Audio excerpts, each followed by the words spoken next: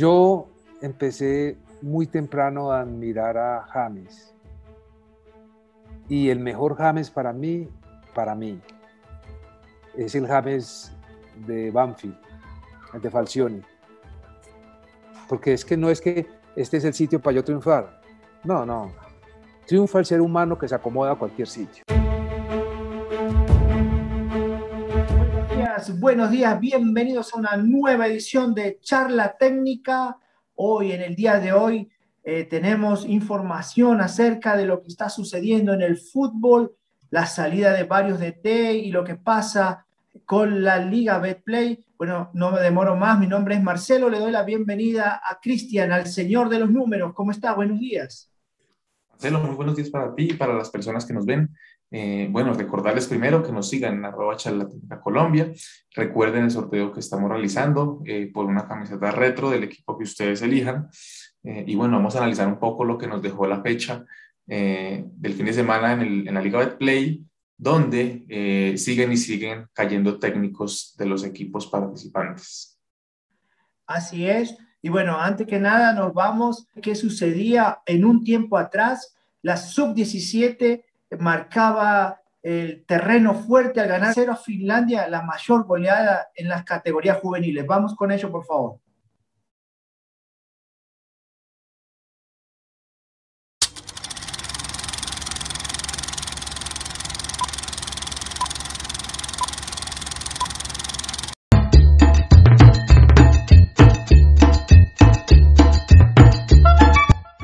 Un tiempo atrás era el Mundial Sub-17 que se disputaba en Finlandia en el año 2003.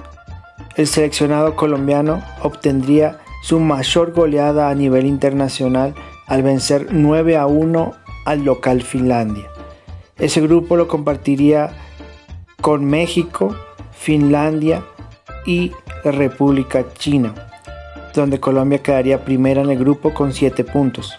Esa selección cafetera contaba con grandes figuras que a la postre marcarían la historia del fútbol colombiano, como Adrián Ramos, Cristian Zapata, Freddy Guarín, por nombrar algunos de los que estuvieron en aquel mundial.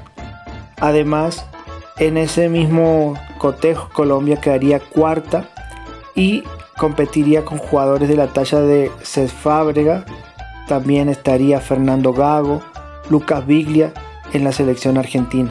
Grandes protagonistas que recordamos en un tiempo atrás donde Colombia vencía 9-1.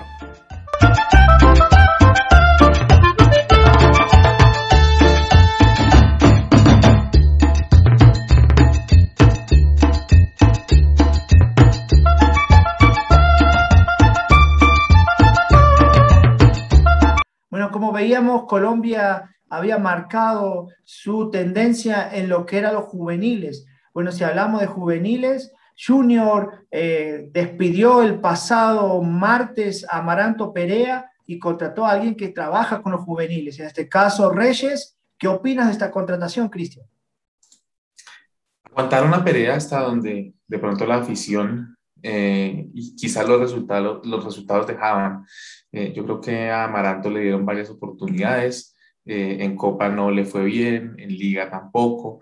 Y pues bueno, el fútbol que muestra Junior no es acorde de pronto a lo que históricamente ha venido ilustrando. Creo que la llegada de Arturo Reyes es un guiño también hacia el fútbol de la región, hacia un formador de jugadores juveniles que pues pese a que tuvo un pasado en Selección Colombia discutido, creo que sabe un poco de lo que es el jugador de esta región.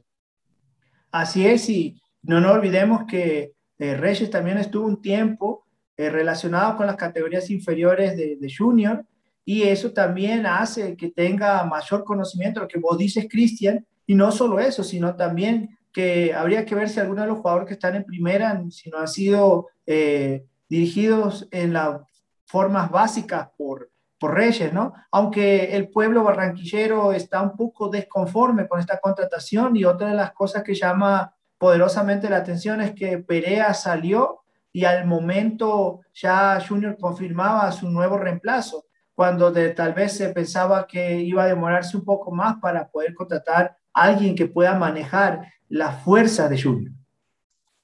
Es cierto que los resultados no dan espera, ya en la próxima fecha estaremos llegando casi a un cuarto del torneo, y sí es importante que los equipos empiecen a mirar qué pueden hacer para mejorar sus resultados en el presente torneo. Creo que el proceso de Junior ya tenía muchos antecedentes, y pues bueno, ojalá con la llegada de Arturo Reyes pueda enderezar el equipo currambero. Así es. Bueno, hablamos de entrenador, hablamos de técnico, y alguien que realmente es el maestro de los técnicos acá en Colombia es Pacho Maturana, que nos contaba lo siguiente en la tercera y última parte de la entrevista que le hicimos a él, donde nos va a contar distintas cosas. Vamos a ella, por favor.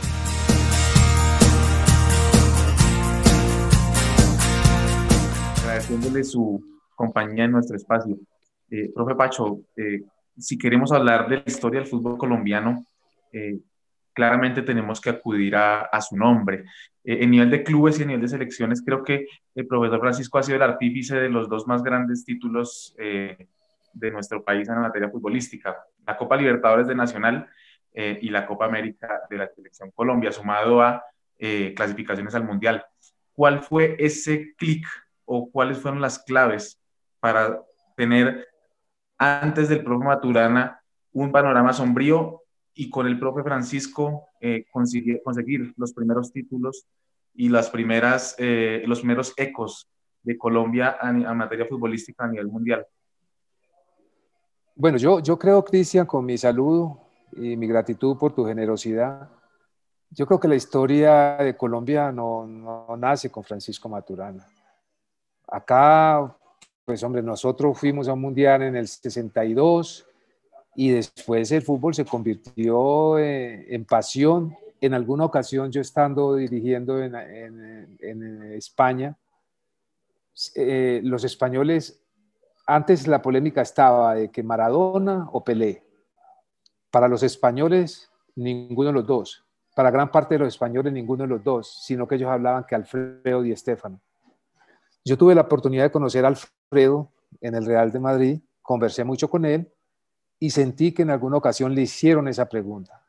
Y él dijo que él no se sentía el mejor jugador del mundo, que en Colombia había uno que jugaba mejor que él.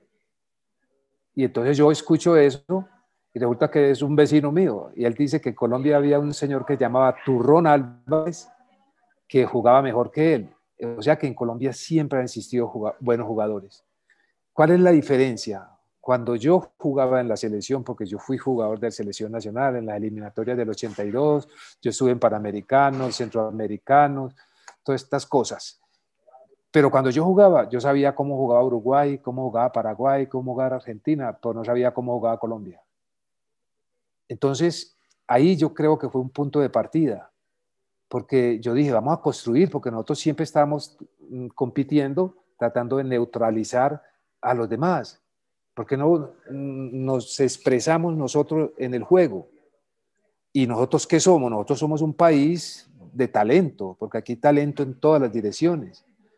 Nosotros somos un país solidario y queremos demostrarles también que podemos ser amigos. Entonces, todas estas cosas las fuimos volcando en nuestra estructura futbolística, y eso fue lo que nosotros hicimos básicamente a nivel internacional en el Mundial, decirle a la gente que había un país que era más que la droga. Y se los dije en una rueda de prensa a los italianos. Yo le dije, que me empezaban a hablar de Pablo Escobar, de la droga. Yo le dije, no, nosotros somos un país en crecimiento. Nosotros no inventamos la droga. La droga la inventaron ustedes y los americanos. Entonces, ustedes ya salieron de eso, gracias a Dios. Díganos a nosotros cómo salimos. Se quedaron callados, nunca más nos iban a preguntar eso. Entonces, ahí empezamos a mostrar eso que somos, esa solidaridad, esa fantasía que tiene el costeño, lo que tiene el bayuno, y ese fue Colombia. Es indiscutible, digamos, no resaltar que usted pues fue el capitán del barco, quien dirigió a esa llamada generación dorada del fútbol colombiano, quien después de 16 años pues volvimos al Mundial, y no solamente eso, sino que, como ya lo hablamos, demostramos un fútbol característico, una identidad, y volvimos a 3 mundiales seguidos. básicamente con la misma camada, con la misma base de estos jugadores. Cuando en el 90, digamos, Pacho Maturana se convierte en el técnico, digamos, de moda a nivel mundial y llega a España y llega con unos jugadores precisamente de su confianza, con qué se encuentra Francisco Maturana? ¿Cuál es esa barrera tan grande con la que se encuentran y por qué de pronto en ese momento a los jugadores colombianos, que también pues eran muy apetecidos en varios clubes a nivel mundial, por qué les costó un poco adaptarse y cuál fue ese mayor obstáculo que se enfrentaron los colombianos en España? A ver, Felipe, son los tiempos. Yo me acuerdo que cuando yo estaba joven, algunas gente de estratos altos hacían un viaje a Europa y cuando regresaban hacían una fiesta y todos iban a que ella les contara que era Europa. Hoy Europa para nosotros es como cualquier cosa, con todo el respeto. Europa para nosotros es cualquier país y lo vemos cerquita porque tenemos la capacidad, el acceso, tenemos el poder económico y la tecnología nos pone a todos cerquita. Pero en ese tiempo eso era lejísimo. En ese tiempo nosotros éramos sudacas en Europa y los sudacas éramos segregados. En ese tiempo yo conocí una persona que empecé a admirar tremendamente, que se llama José Luis Chilaver. Chilaver peleaba cada rato con algún periodista que dijera algo de un sudamericano. Vea, Freddy Rincón llegó al Madrid, Jorge Valdano lo llevó al Madrid, y cuando Freddy llega al Madrid, el Bernabéu está pintado, y dice, un negro en el Madrid es un blanco perfecto. Entonces, ahora usted ve cualquier equipo de Europa tiene yo no sé cuántos morochitos. En ese tiempo no era así. Entonces, el hecho de que estos muchachos, porque en el primer año yo voy a Valladolid y nosotros, otra cosa que yo no sabía, el presupuesto. El presupuesto te determina a qué puesto puedes aspirar. A usted le dice, tiene un presupuesto para mantener la categoría y quedan de octavo. Entonces, en ese Valladolid tenían un presupuesto para mantener la categoría y se mantuvo la categoría jugando bien. Bien, a tal punto que en ese año yo firmé un contrato con el Real de Madrid. El otro año fue que vinieron Pibe y cuando vino Pibe era el mejor jugador de América. Leonel Álvarez, el mejor volante de América. Y René Higuita, el mejor portero de América. Entonces yo me curé en salud. Eso es no es que son amigos míos, no es que son paisas, no es que son colombianos, no, son los mejores. Pero el fútbol de pronto es diferente. Allá, por ejemplo, el número 10, llámese Platini, te hacía 12 goles por temporada. ¿Cuándo piensa usted que Pibe va a hacer 12 goles por temporada? O Giovanni. No, acá el 10 en América es otra cosa distinta. Pero lo cierto del caso, aún yo voy a Valladolid y la gente me recuerda con cariño y hay un reconocimiento porque ese Valladolid jugó bien. A ese Valladolid, ¿sabe quiénes fueron a vernos entrenar? El Real de Madrid nos mandó a un muchacho que dirigía la juvenil. Ese muchacho es Rafa Benítez. Llegó un chico con un maletín del gráfico deportivo, amante de Menotti. Ese chico se llamaba y vino a trabajar con nosotros, que terminó ayudándome a entrenar los porteros. Ese chico era Juan Manuel Lillo. El Milan mandó un señor que iba a ser y que el técnico del Milan y que quería trabajar con nosotros y estuvo con nosotros todo el tiempo ahí. Ese señor es Fabio Capello. Entonces, el mismo Johan Cruyff decía que Pacho, Maturana, en vez de ir a Madrid, tenía que ir al Barcelona. Entonces, eso es perder.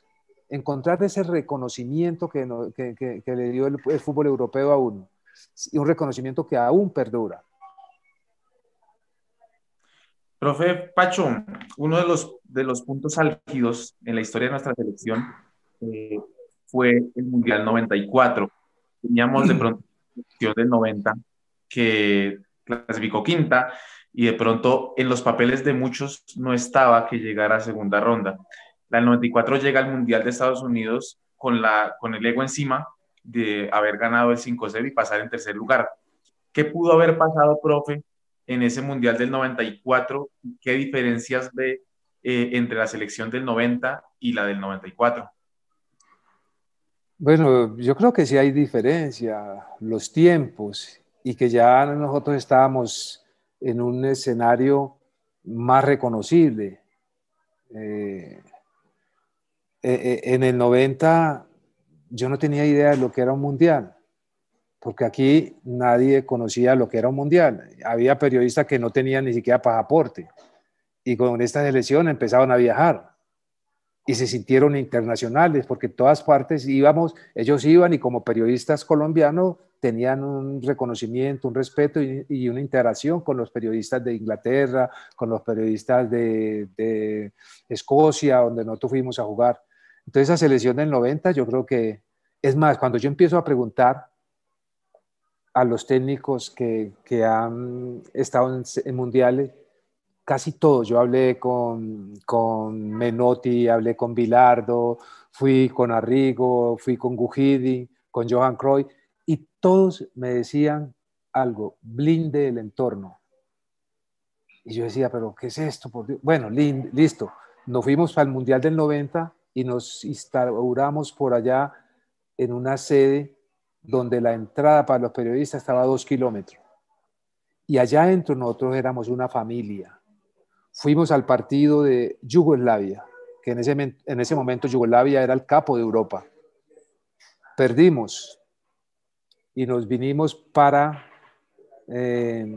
la sede, nos abrazamos, lloramos, nos dijimos lo que teníamos que decir, y al otro día ya nosotros estábamos listos para el otro partido. Y el otro partido fue Alemania. En Estados Unidos, nosotros fuimos a Estados Unidos. Ninguno del cuerpo técnico, ni ningún jugador, ustedes han escuchado decir que éramos favoritos. Porque es que el fútbol tiene unas cosas. En el fútbol en el fútbol son 211 federaciones hoy. Y los mundiales han ganado 8.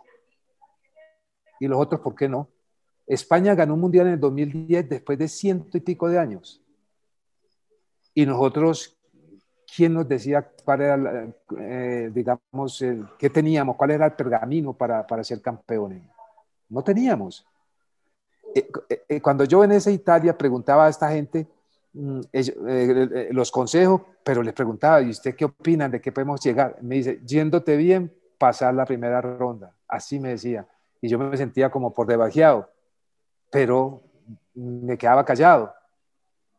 En Estados Unidos, nosotros,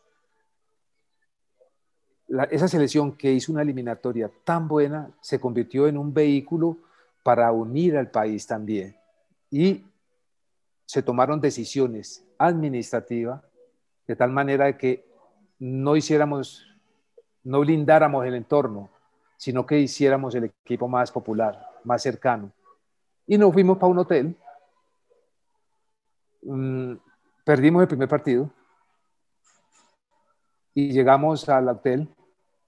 No tuvimos oportunidad de hacer el duelo, no tuvimos oportunidad de llorar, no tuvimos oportunidad de decirnos las cosas a la cara, y fuera de eso perdimos la unión, porque el hotel estaba lleno, en cada piso había una emisora de Cali, de Bogotá, de Medellín, de Río Sucio, de todas partes. Entonces, cuando uno pierde, nadie quiere hablar.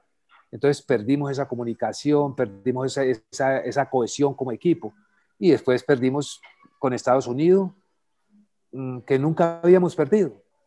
Pero a partir de ahí, cuando usted pierde, se abren todas las puertas y las ventanas para que cualquiera diga lo que quiere que decir. Y se dijo de todo. Pero hay un ejemplo para reflexionar. De las selecciones que han marcado aquí un camino de admiración, ha sido Argentina en el 2002, Argentina de Marcelo Bielsa. Esa Argentina nos trituró en la eliminatoria y llegó a Japón candidata al título, pero Argentina tenía argumento para ser candidata. Argentina ya había sido campeón en el año de 78, y no estoy mal, y en el 86, ¿cierto? Algo así. Ya había sido campeón, entonces tenía argumentos para ser campeón. ¿Cuáles eran los argumentos que tenía Colombia para ser campeón en Estados Unidos? Ninguno. Así de sencillo. Entonces, Cuando Argentina lo eliminan en la primera ronda, nadie dijo que se habían agrandado, nadie dijo que habían llegado los mafiosos, nadie dijo que estaban caminando en la estratosfera. Simplemente, cuando uno llega en el fútbol a un estado de forma, lo que sigue es bajar. A nosotros nos agarró el Mundial bajando en nuestro estado de forma, lo mismo que le pasó a la Argentina. La diferencia es que la Argentina lo entendieron y no hicieron lío, y en Colombia, por ahí dicen que los equipos grandes saben perder, los chicos no saben perder, y nosotros todavía somos chicos en el fútbol. De toda su experiencia, todo su bagaje, todo su conocimiento que tiene del fútbol profesional colombiano y la selección Colombia, ¿usted qué opina? ¿Cuál es la formación que debería tener, digamos, como ADN Colombia, y cuál fue el mejor jugador hasta el momento que usted ha visto en la selección, tanto, digamos, como jugador y como persona? Bueno, yo soy, digamos, muy aferrado a mis principios, a mis códigos, no soy de ir cambiando.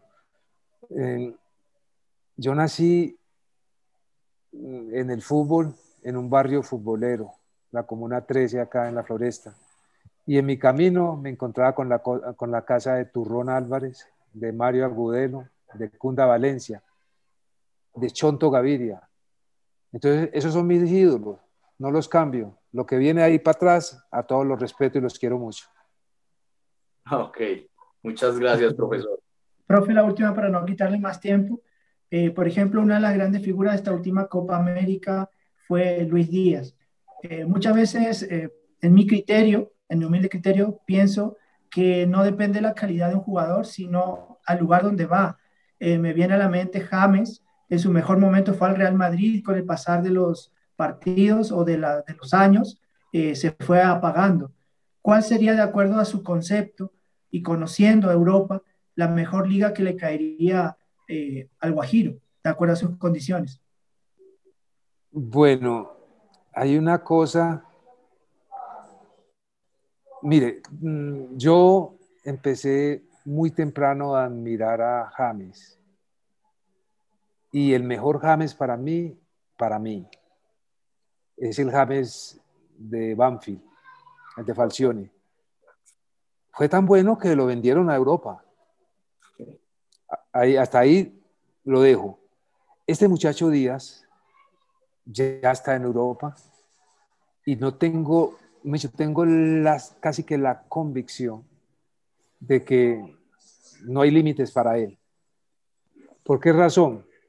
Este muchacho yo sé que estaban cerca la gente de River hablando con él, y negocio viene, negocio va, sino que es un tema cultural. Ese muchacho tiene unos principios y códigos de vida no negociables. Este muchacho pertenece a una comunidad donde el respeto es determinante. Entonces, yo creo que el equipaje que tiene como ser humano le va a ayudar a que ese límite no aparezca por ahora, y que donde vaya triunfe. Porque no es que este es el sitio para yo triunfar. No. Triunfa el ser humano que se acomoda a cualquier sitio, o que está en capacidad de acomodarse a cualquier sitio. Y yo sé que este muchacho Díaz está en capacidad, porque sé de sus ancestros, sé cuál es la cultura, la costumbre, el caminar de esta gente. Profe, por último, ¿cuál es la mayor enseñanza que le deja el fútbol a Francisco Maturana en una carrera tan larga y tan buena? Yo no sé, es simplemente, para mí la enseñanza es el fortalecer y convivir con los valores y principios de vida, porque cuando se pierden los valores y los códigos de vida, no tiene sentido la vida misma. Profe, muchas gracias por sus conceptos, sus enseñanzas y todo lo que nos ha dejado en el programa de hoy.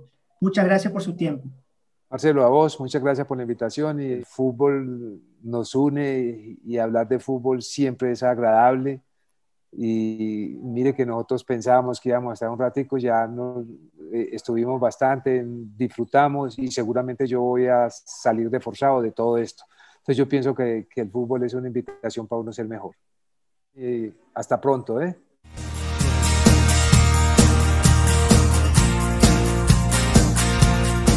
Bueno, como escuchábamos en la entrevista, nos contaba Pacho cuando él llegó a Valladolid, allá en el 91, que mandaron distintos técnicos para poder conocer de él y aprender de lo que era la dirección técnica de Colombia. Y también nos hablaba de el guajiro Luis Díaz, que le ve un futuro en cualquier equipo. Aún queda mercado 15 días en Europa para cerrar el libro de pase. Veremos si se quedan definitivamente en Porto o si da un paso a otro lado, Cristian.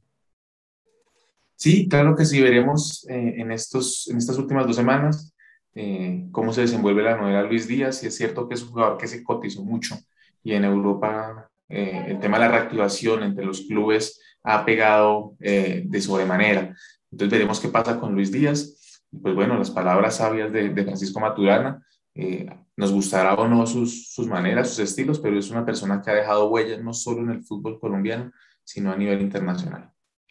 Así es, y bueno, alguien que sabe mucho de entrenar y hoy no duran los técnicos, no continúan los procesos. Lara se fue del Once Caldas, también ha habido movimientos en distintos equipos y también está en la cuerda floja Harold Rivera y también Arias en Deportivo Cali.